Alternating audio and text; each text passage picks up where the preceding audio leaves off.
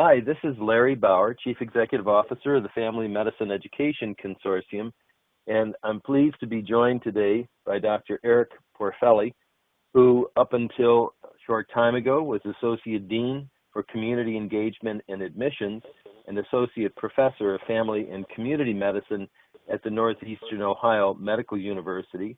He is currently Chair and Professor of Human Sciences at The Ohio State University. Dr. Porfeli, thank you so much for joining with us, and let me turn the show over to you. Well, thank you, Larry, and thank you to all of you who are joining to have a conversation around advancing primary care and medical school admissions. I emphasize in this talk that to emphasize primary care and medical school admissions, you need to take a systematic approach, given that the outcome of primary care and preparing students to enter primary care starts much well before the medical school years. So in this talk, we're going to talk about several items, which is captured in this agenda. First, we're going to talk about systems thinking in admissions. We're then going to talk about the history and context of a medical college with respect to primary care. We'll transition into talking about engaging stakeholders and managing resources.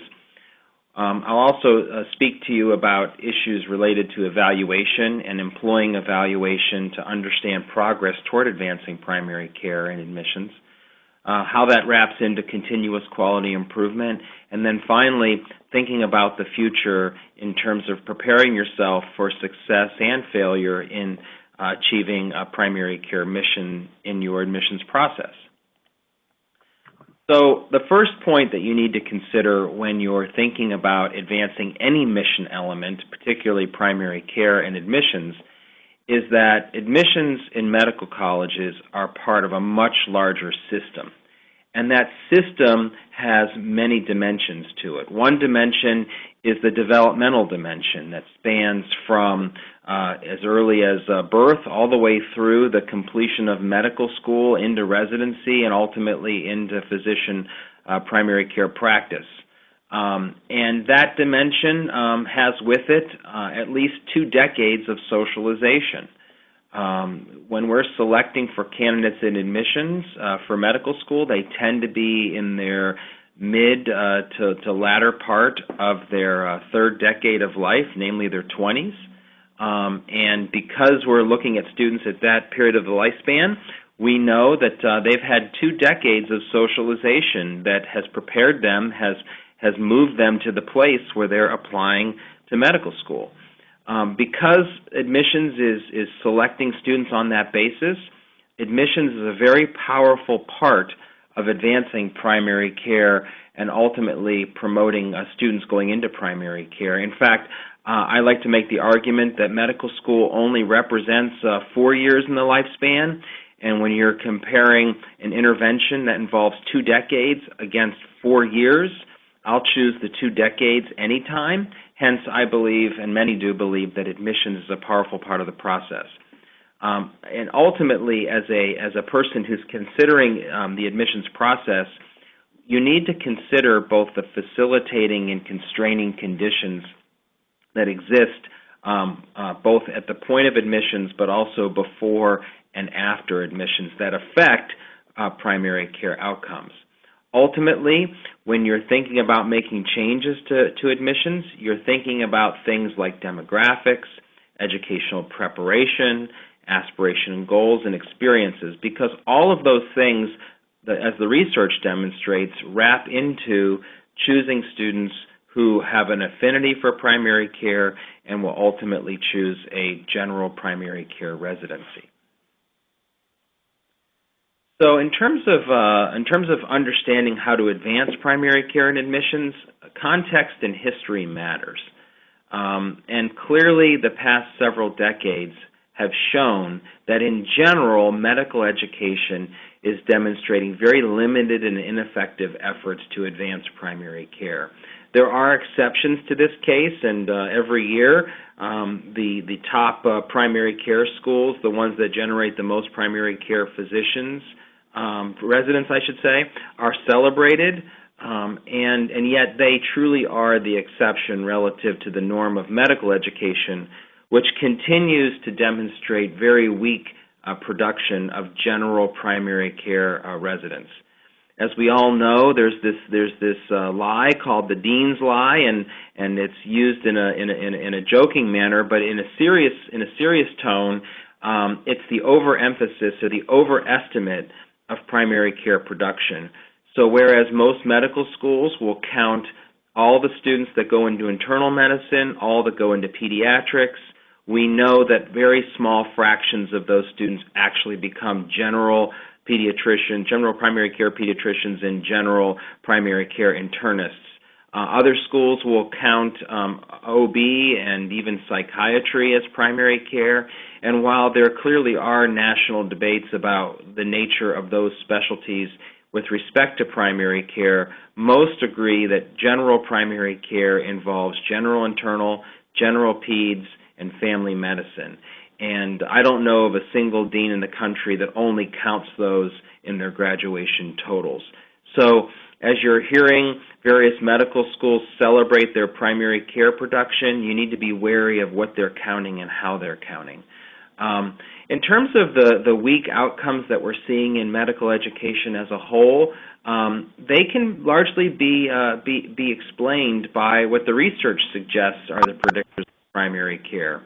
The first and best predictor of primary care is asking a student, what's your intended specialty choice? While many students will change their specialty choice over time, the best predictor of specialty choice in the future is what a student is saying today. And you can assess that by simply asking students directly what is their intended or what is their hoped for specialty. And then you can also use interest inventories that can assess how their interest in various medical activities ally with primary care. The second best predictors of primary care have to do with demographic aspects, like being a first generation to college, a first generation to medical school, being from a lower socioeconomic status, being of a minority, underrepresented minority status, being female, and being older. What's interesting about that second set of predictors is that they tend to be very rare students in medical school. In other words, the process of socialization and the process of admitting students to medical school tends to either underfavor, if not run against, these characteristics that are known to predict primary care. Unfortunately, these characteristics also tend to be risk factors for underachievement in secondary education, post-secondary education, and then in graduate education. And so the very predictors of primary care tend to be those factors that predict distress and underachievement in the educational sector. The reason why it's important to understand this second set of predictors is that, A, you want to build them into your admissions process if at all possible, but B, recognizing that your applicant pools are going to be relatively deficient in these characteristics. And because your applicant pool is going to be generally deficient in these areas, you need to also consider how your recruitment and community engagement activities relate to your admissions processes. I like to say that you can have a perfectly mission-oriented, primary care-focused admissions process, but if there are no applicants in the pool that are seeking that mission outcome, then your admissions process will largely not yield what you're looking for. Likewise, you can have beautifully articulated recruitment and community engagement activities to bring students to the admissions table, but if you don't have a holistic mission-oriented process that celebrates those characteristics and bring those students to your medical school, then your community engagement and your pipeline activities will go underutilized. So ultimately, this gets back to the systems issue of you need to articulate your community engagement, your pipeline programs, your pathways leading into your medical school with your admissions process to yield ultimately the students that will be allied with primary care. And so one of the things that you can think about is, what are the current admissions criteria that you use, and how are they consistent with, and how are they opposed to the predictors of primary care that I mentioned in the second bullet? And I think what you'll find is that in general, the typical criteria either are not consistent with or run against the best predictors of primary care. So ultimately, when you're approaching the idea of emphasizing primary care in your admissions process for medical school, you have to understand that by definition, that goal will run counter to prevailing trends and practices in pre-med to MD educational design spanning decades. So ultimately, if this is your goal, you have to recognize that it is an uphill effort that you are about to undertake. You are about to undertake a change effort that decades of medical education and admissions practices have run against. And as a result, there's no silver bullet here. There's no one thing that you can do to affect the outcome of more primary care graduates. Certainly admissions is a part of the process, but you have to think about the entire pathway leading from K-12 education all the way through the end of residency. Well, given that you've selected this significant change-oriented goal, and if you think back to the times of major political movements, of major societal changes, you often find that those movements started with grassroots efforts, grassroots organizing. And just like any other major shift or paradigm change that you're about to undertake, an effective strategy that history proves is to find common ground with the real support that exists for your cause. In this case, we're talking about advancing primary care. So as an early step, I strongly encourage folks to identify and mobilize a core group of stakeholders who truly support the primary care outcome and are willing to go take the very long pathway that it'll take to get to that outcome. I will also emphasize that as you're looking for stakeholders, you will find people that are neutral, if not opposed, on various grounds to emphasizing primary care. And when you encounter such folks, it's my belief that you don't just turn the other way and find other stakeholders, that you actually engage them and determine what are their assumptions, what are the differences that they bring to the table, and what resistance are they mounting. Because ultimately, if you can address those folks earlier, before they mobilize into a coalition against your mission outcome, then you will ultimately have more success and you will run into less resistance later. Addressing early resistance is much easier on a piecemeal basis than it is to address mobilized and concerted resistance later. So once you're undertaking this stakeholder engagement process, your goal is obviously to get momentum moving toward advancing primary care and admissions, but another goal is to build a sustainable and diverse base of stakeholder support so that as the winds of leadership in medical education shift, whether that's at the national level, the state level, or at the local medical college level, you have a base of folks who can ultimately weather the changes in leadership that may come.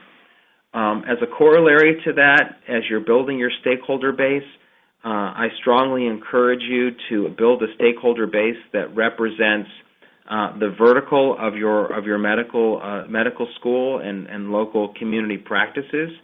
So that vertical should include support from as high as the president or chancellor on down to the dean, over to the health centers and hospitals that you work with, and all the way to faculty and staff and even students who who are supportive of this cause.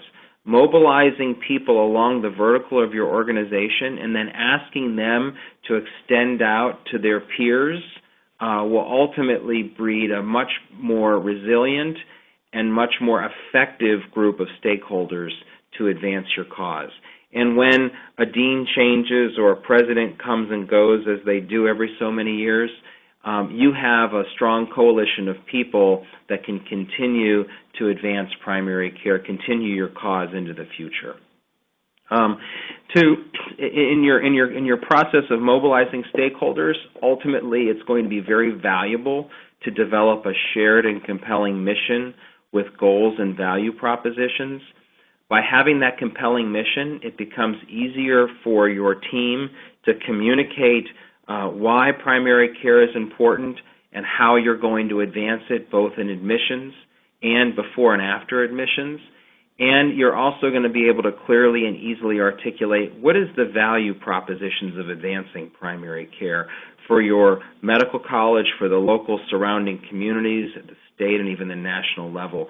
Having those value propositions will become valuable to you when you're talking with folks in the community or the medical college who are on the fence, and you're using those to convince them of how primary care can not only benefit others, but can benefit those people that may even be detractors currently to advancing primary care. So moving on, stakeholders are a specific instance of resource that can help you advance primary care and admissions. But there are many other resources that can ally with that goal. For example, every medical college is required by the LCME to have community outreach, recruitment, and various pathways and processes that ultimately advance their mission with respect to student body and recruiting a student body that's aligned with their medical school mission.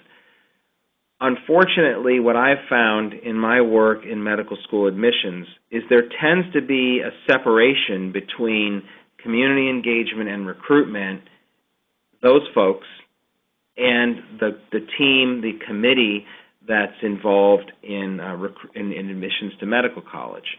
As I mentioned earlier, it's a systems-based approach because it is truly a system that brings students through into and through medical school. So I strongly urge anybody involved in community engagement and recruitment to get involved in admissions, and vice versa. The admissions committee, either members or as a whole, should be intimately engaged with outreach and recruitment efforts, and should even consider developing pre-medical to MD pathways that are expressly designed to find and advance students in primary care. As I mentioned earlier, these tend to be rare students for a variety of reasons, and ultimately, since they are rare students, you need a whole system that is looking for these students and bringing them forward. Ultimately, as you're articulating your resources, you're also scaling your goals to match your resources.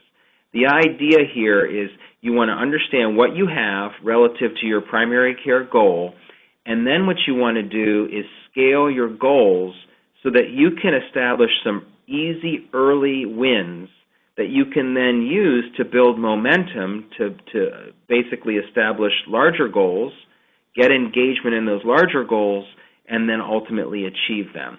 I think, unfortunately, a lot of people start with goals that are far too big for their resources.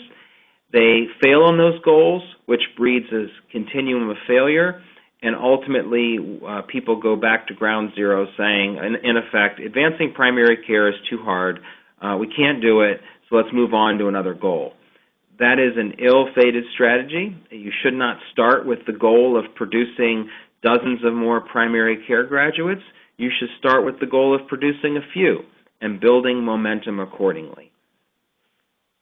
So moving now on to the big statement, which ultimately suggests that clearly the limitation we have right now in producing primary care graduates is not due to limited resources.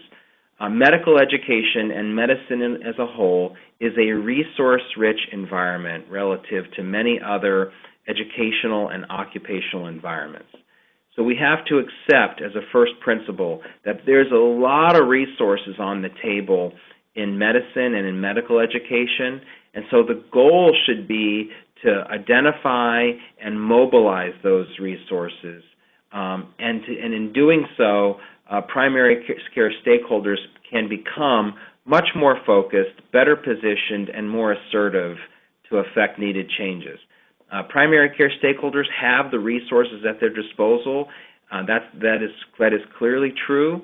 What they need to do is mobilize them and be assertive in their approach. And I have found that in the experience as a medical school dean and working with a lot of other people, that when you mobilize resources in that manner and you get people focused on early wins to build a continuum of success, that you can see great and positive changes in advancing primary care in admissions and thereafter.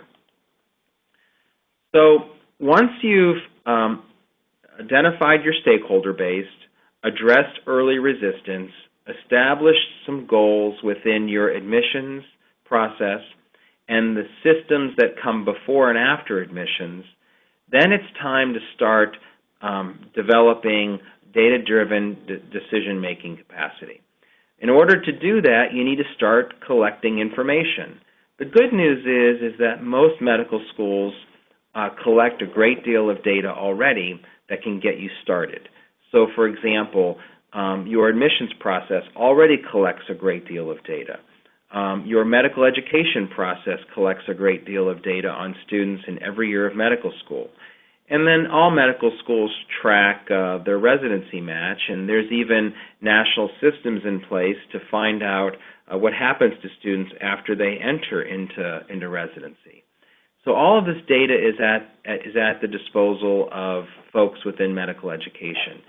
And if you're going to advance any goal in medical education, and in this case specifically advancing primary care, you should look to see what all data already exists that you can bring together and package in a manner that helps you understand where you are with your primary care goal and how to advance it even further. But I'll also add that medical education as a whole is relatively deficient in tracking students' intentions around specialty choice.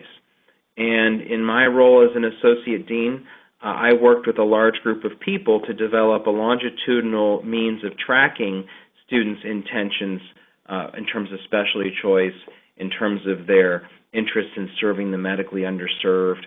And we collected that data from all the way from our pipeline programs in K-12 education, all the way through the admissions process, into medical school, and ultimately through the end of medical school. And what we have found is that students in general demonstrate pretty strong stability in their primary care intentions. And it's this stability that helped us to affirm the value of emphasizing primary care in our pipeline and admissions process. But it also allowed us then to see if and when students changed in those intentions.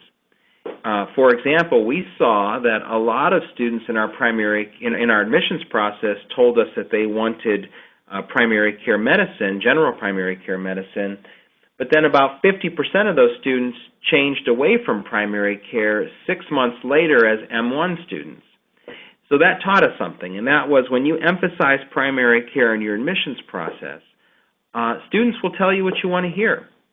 And so you need to be able to figure out ways of disentangling those students who are being genuine with you from those students who are basically telling you what you want to hear so they can be admitted to medical school. And in doing that, in tracking those data, then you're able to try to find other characteristics that separate those that are being genuine with you from those that are not. And this then allows you to constantly improve your evaluation process. So ultimately, if you're committed to conducting longitudinal evaluation, as I suggest you do in this case, then what you want to do is you first want to identify developmentally graded metrics for primary care commitment, starting as early as the pipeline and moving on to admissions and then into medical school. Then you want to set goals related to those metrics. So, for example, one of your metrics might be first-year students' goals around primary care. What's their first preferred medical specialty, and is it that they want to go into general primary care? So as that being a goal, you can look to see currently what's your percentage of students, your M1 students who are aspiring to primary care, and let's say it's 20%, then you might set a goal to make it 25% or 30% in the following year. Ultimately, this then allows you to scale all the efforts before M1 to meet that developmentally graded metric and goal. Then once you've collected the data, you can assess your progress towards that goal. Once you've assessed that, then you can share back with your stakeholders your progress. I'm going to speak more about this in a minute in this way. So as I mentioned earlier, it's developmentally graded metrics. Oftentimes a mistake that is made in advancing primary care is that people get too focused on the long-term outcome. And of course, one of the long-term outcomes is the number and percentage of students who match in general primary care residencies. Well, we know that there's 2 to 3 decades of socialization that occur before that outcome, and we also know that the 4 years of medical school are a pivotal point in the process. Well, because we know these two things, then it stands to reason that we should have scaled metrics that occur along the developmental pathway for students. And those early metrics might include, for example, the demographic characteristics that I shared earlier that are known to predict primary care. And a goal could be to increase the percentage of students who, for example, are first generation, who are underrepresented minorities, who are lower socioeconomic status, because we know that those characteristics ally with primary care. Those could be your early metrics. You could also have an early metric in interest in primary care by simply asking students, if you had to choose a medical specialty today, what would it be? And then codifying those who choose general primary care as their choice. And those metrics could be measured as early as K-12, and particularly in the high school years, could continue on through your college engagement efforts, and ultimately into your admissions process, and ultimately then from there into your medical school years. Later metrics could include things like a stated and persistent commitment to primary care medicine, both before and after the admissions process and all the way through medical school. Having these metrics and having data that indicate these metrics can be very powerful, because rather than waiting 4, 5, 6, 7 years, 8 years for students to enter primary care residencies and complete them, you can have earlier metrics that allow you to make concerted changes earlier rather than waiting the many years for the outcome that you're seeking. Ultimately, as I want to make this clear, I think that waiting for students to match in primary care as an evaluation tactic is essentially too little too late and subject to too many factors. That's why you need to have developmentally graded metrics and a means of collecting that data so that you can understand earlier in the process whether you're making progress or not, and then be making changes quicker to basically accelerate your continuous quality improvement process, so that as you're seeing changes or not, you can make further changes in your admissions and in your community engagement approaches to advance your earlier metrics.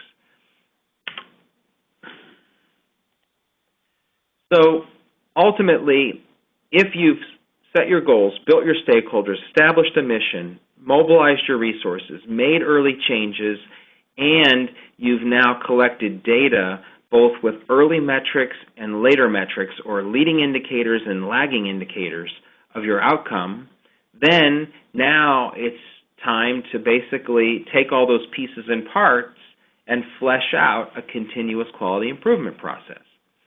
You now have all the essential ingredients you need to plan to advance primary care, enact that plan, assess and reflect on the outcomes of that plan, and then make improvements for a new enactment phase.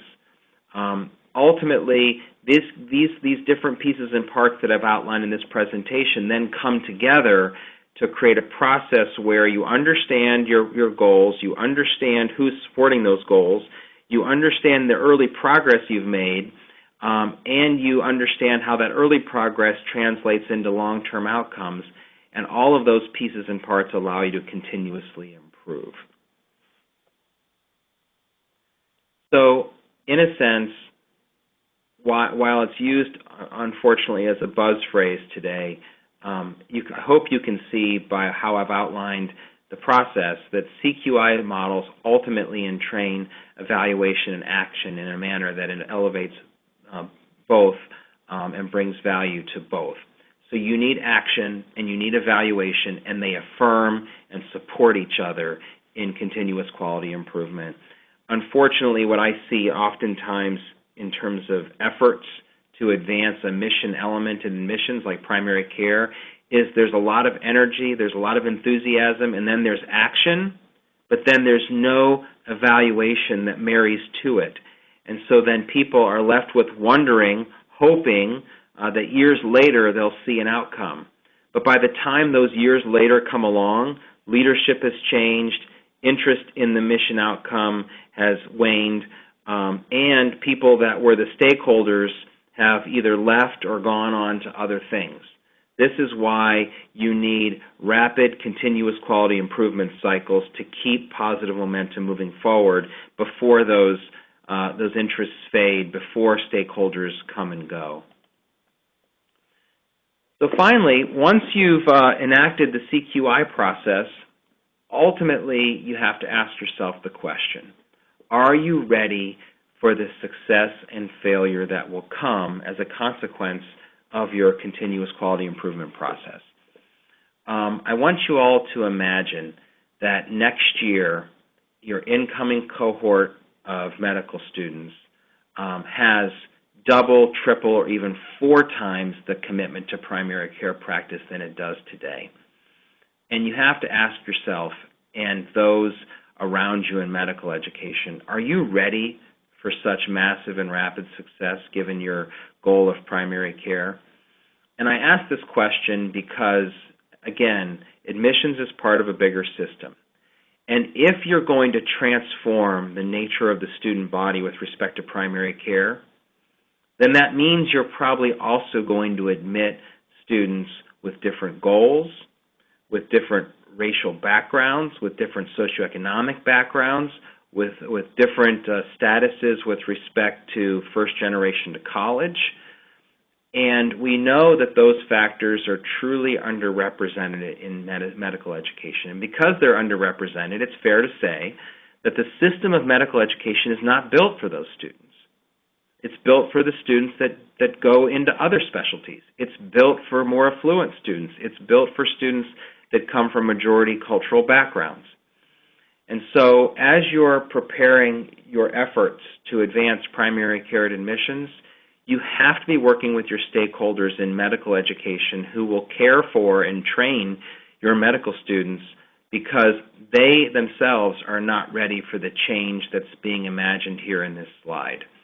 And when that new student cohort comes and they come with the different kinds of socialization that are allied with primary care, when they come with significant others, when they come with children, when they come with those things that are not typical for younger, more affluent medical students, then they will face an uphill battle, both your colleagues and the students in question here.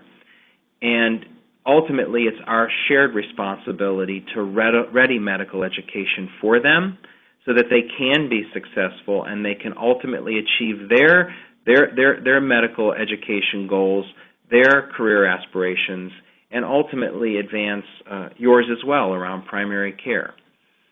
In the end, you can change admissions, but changing medical education as a whole is a much taller order. Both are challenging, but the latter is incredibly challenging in light of the multiple decades of medical education that have effectively run against primary care graduate outcomes. So Therefore, I strongly urge you to think about change management and affecting a change management plan that isn't just focused on admissions, but is focused on everything from community engagement and recruitment on through admissions and into medical education to ready the whole of the system to advance primary care. And only if you can, and that is a long-term goal. And as I mentioned earlier, you want to establish early wins, early easy wins to build momentum towards that larger goal. And so as a part of that, reach out to your local area AHEC. Reach out to your medical education dean. Reach out to student support services on your campus and ask them, what would it take to properly support and advance students of the kinds that we're describing to ultimately achieve a primary care outcome. Getting their input early and getting a sense of what the real resources will take to advance and sustain such a goal will be vital to your long-term and sustained success. And if you can achieve that, if you can mobilize a stakeholder base that cuts across the continuum of medical education, you will stand a much greater chance of achieving your goals around advancing primary care. To the extent you don't, these will become stumbling blocks, and these blocks may grow into mountains that become immovable if you don't address some of these factors early on in the process. They might translate into students who you admit who are fabulously oriented towards primary care, but their medical school is unready for them. They struggle, they don't do well, they feel ostracized, they underachieve, and maybe even fail out. We certainly don't want that outcome. And so just remember that as you're focusing on your goals around advancing primary care, always never lose sight of the fact. Always remember that at the end of the day, we're talking about students' lives and students' progress, and ultimately we want to have students be successful. Whether they choose primary care or not, that's got to be our first goal, and recognizing that we're bringing students to the table that tend not to be successful in being admitted to medical school and progressing through medical school. And so we take on a tall order when we advance primary care and medical education, because fundamentally it means major system change and it means a change to the student body, and both have to change in synergy, because at the end of the day, it's the students that are the least empowered in the process, and ultimately they stand to gain the most and lose the most if we don't get our goals aligned with their outcomes. So now I'll turn it back over to Larry. I've talked a great deal, and hopefully this talk has been helpful in understanding the system and how to approach the system, but I look forward to getting some questions from Larry to help round out the conversation. Dr. Porfeli, thank you very much for sharing your thoughts with us and your experience. And I guess I really have just one question for you now. While you were at Neomed, you, working with a number of others, created a program that truly was is a remarkable pipeline, going all the way back to inner city high schools, rural high schools in the eastern part of Ohio. What was your general sense of the value of building that connection from the STEM high schools to the colleges and universities to your medical school? Could you give us a general sense of the value of that strategy? Yes, absolutely. One of the greatest limitations in advancing primary care and medical education traces all the way back to who does and does not apply to medical school. Medical education has done a good job over the past couple of decades around advancing what's called holistic admissions, where you take a mission and you translate it into your admissions process, and at the end of the day, you yield a student body that aligns with that mission. Medical education has done a good job in terms of advancing holistic admissions. Where medical education continues to struggle is around advancing students allied with missions into the applicant pool.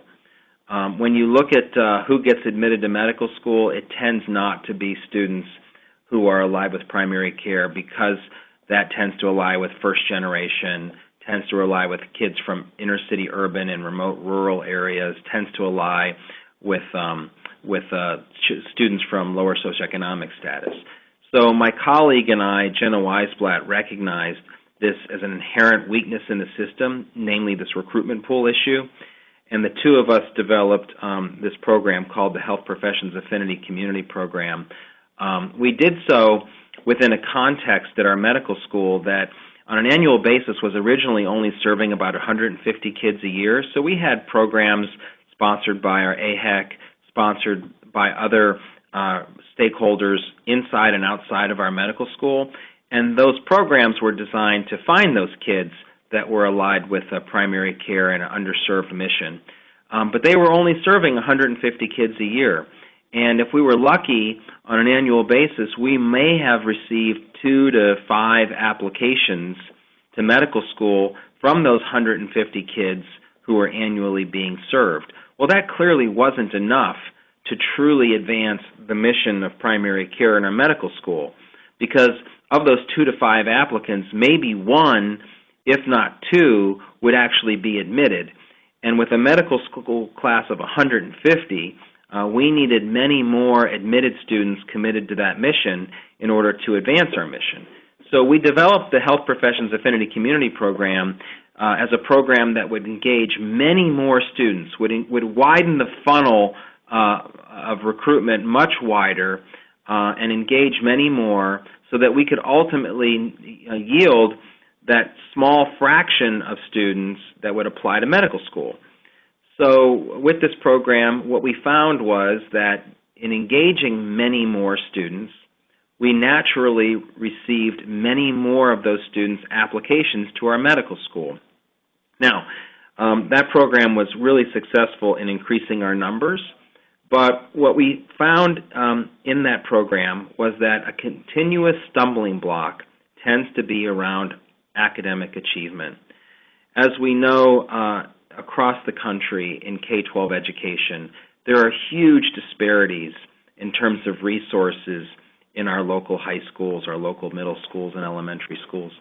Huge resource differences that translate into significant differences in terms of academic achievement. And so while we have done, I think, a strong job of engaging thousands of students in the HPAC program, the next horizon for us revolves around providing much more direct academic support as early as the middle school years, particularly those from disadvantaged backgrounds, so that they achieve what they need to achieve to graduate from high school, get into college, and be successful, particularly in those early years of undergraduate education that tend to serve as a very powerful filter against being admitted to medical college. I like to say that you can have a fabulous mission within your medical school admissions process, but at the end of the day, if you admit students who cannot complete medical school, then at the end of the day, you really haven't realized your mission, because in order to become a physician, you have to graduate from medical school. And then if you graduate, we can talk about and celebrate and focus on our mission elements like primary care. So with the HPAC program and programs like it, we've been able to demonstrate that you can bring large numbers to the table, and the next phase is to then identify that subset that shows interest in medical education and providing them with the academic support services needed to assure their success. Larry, would you like me to follow on more about the HPAC program? No, I think, Dr. Porfeli, for now, that will be good. So I appreciate you sharing all this, and we'll find another venue for sharing information about the Health Profession Affinity Community Project. Thank you very much. Oh, you're welcome. Thank you for the opportunity, Larry.